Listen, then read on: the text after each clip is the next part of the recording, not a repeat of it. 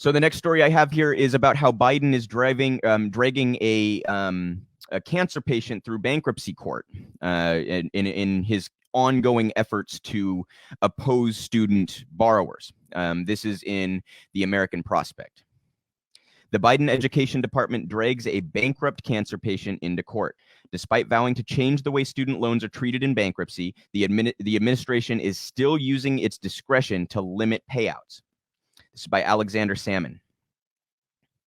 1 month before then presidential candidate Joe Biden secured the endorsement of his former rival Elizabeth Warren, he embraced her bankruptcy plan for student loan relief, which, by the way, is ironic for those that don't know the full background, because when Elizabeth Warren first came to political prominence in the United States, it was in the mid-2000s, and it was because she was opposing Joe Biden's attempts to make it harder for students to discharge their debt through bankruptcy court. Again, I got all the issues in the world with Elizabeth Warren, but she had this one right? So it's kind of ironic now that he turns around and takes her position of all positions. Quote, I've endorsed Elizabeth Warren's bankruptcy proposal, which allows for student debt to be relieved in bankruptcy and provides for a whole range of other issues, Biden said at the time. It marked an almost stunning reversal. The strictest provisions of the current bankruptcy law, which make it nearly impossible to discharge student loan debt, even while filing bankruptcy, were championed by Biden personally in 2005 when he was a senator. He sparred in a legislative hearing about the proposal at the time with Warren when she was still a Harvard law professor. Biden's shift on bankruptcy and student debt was perhaps the very strongest evidence that he was running to be a different politician as president than the profile he cut in the Senate. The bill created an especially onerous process for shedding student debt.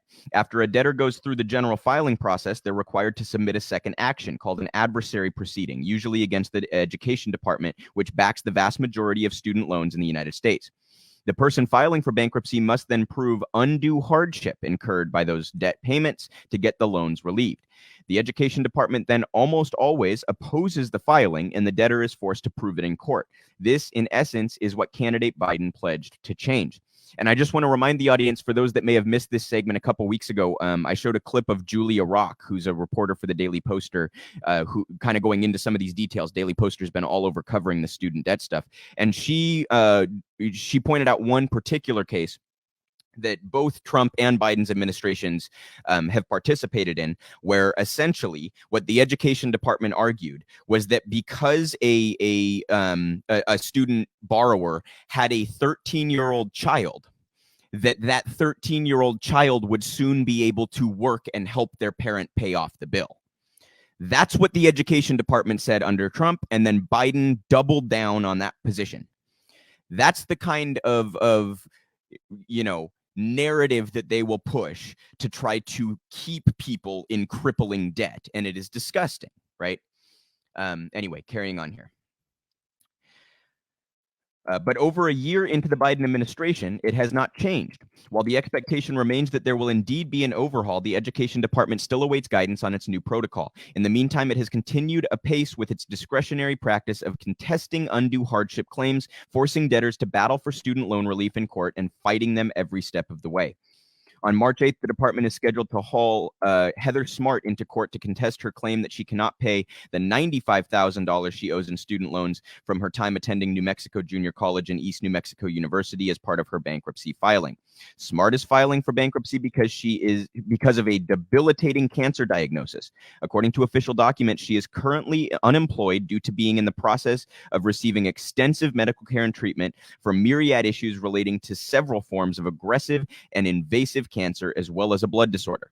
She's expected to begin the first in a series of invasive surgeries just days after her court date opposite the Education Department, at which point she will be unable to maintain successful or meaningful employment for the foreseeable future and may potentially be permanently disabled as a result of treatment.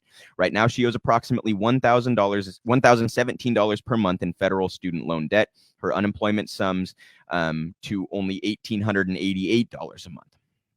The official position of the Education Department is that Smart's condition is not sufficiently hopeless. You got to be fucking kidding me. Quote, when her health improves, she has college degrees and is capable of maintaining full-time employment and can maintain an appropriate standard of living while repaying her loans, the department held in its response brief. To that end, she has been able to maintain good jobs in the past and can do so in the future. She has the burden of proof that she meets all three criteria of the Brunner test. Quote, overhauling the standard is relatively simple. Even without legislation, the education department could simply not contest the assertion of undue hardship. Okay. So the education department pretends that they have to contest these, and they don't.